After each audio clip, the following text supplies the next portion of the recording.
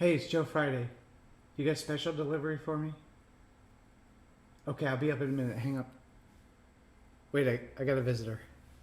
Hey, what are you doing here? The museum's closed. Okay, just this one story. When Ray Gunn got to the jump site, he had 2 mountain lions and a box of rattlesnakes in the back of his truck.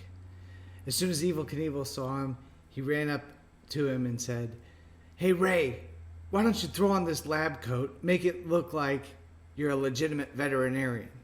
So Ray did. Evel wanted this to be the best show ever. He wanted this to be spectacular. See, Evel was new in town. Nobody knew who he was, and that was by design. He had a reputation he was trying to outrun back in his hometown, and he had arrived at Moses Lake, Washington, to run a new motorcycle shop. Honda was new to the United States, and they were marketed as you meet the nicest people on a Honda. Evel Knievel wanted to be one of those nicest people. So he started selling motorcycles in this small town without much success. Nobody knew who he was, so he didn't have a clientele. Nobody knew what the product was, so they didn't have a customer base. Evel Knievel decided that it was up to him to show everybody how adventurous motorcycles were, how fun they were. So he convinced a local farmer to donate some land where Evel Knievel would build a dirt track. Evel said that in exchange he would give free motorcycle riding lessons to anybody that wanted to. The kids could come out to the dirt track and have races on the weekends.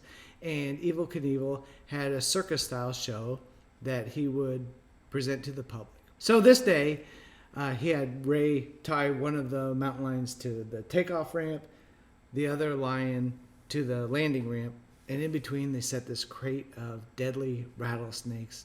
Evel Knievel entertained the crowd with this speed roaring around the track. He could do wheelies. But when he addressed the crowd, he said, "I'm about to attempt a stunt that has never been done by another human being. The most dangerous stunt ever attempted by a man. I'm going to jump over these 2 carnivorous lions and a box of deadly rattlesnakes." He revved his engine, gave Ray the thumbs up, which means it's go time, folks. Hit the throttle, went up the ramp, high into the sky, and pow! Clipped the top of the wooden crate containing the rattlesnakes.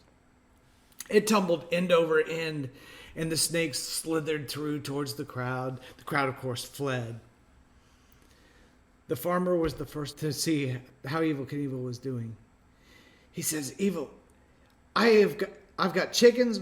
My neighbor's got cattle.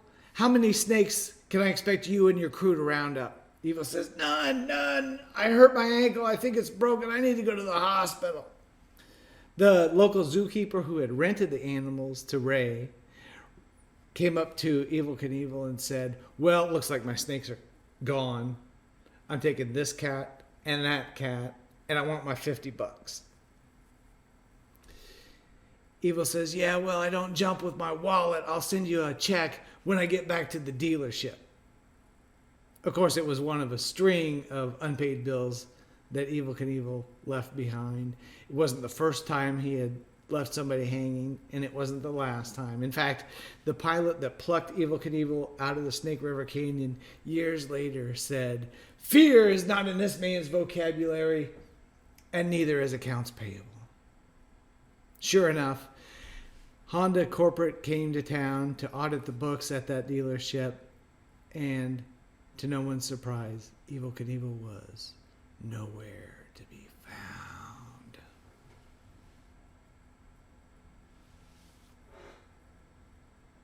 Okay, I got some merchandise upstairs to go pick up and present to y'all. I'll see you in a minute. Hey, Devin. Yeah, You look great in this brand new merchandise from the Evel Knievel Museum. I mean, it's drippy. It is drippy. I got my blue on too, with the stars on the sleeve. Official Knievel logo there. Yeah, they're... Oh, you got an official license logo on the... Let me see. Dude, check this out. Look at this sleeve. It's got a flag on it. Look how the V meets right in the middle, right where it should. Isn't that incredible? Nike can't even do Man, that. what kind? I don't know where they get this quality craftsmanship. What is this on the left shoulder? Seems to be a number 1.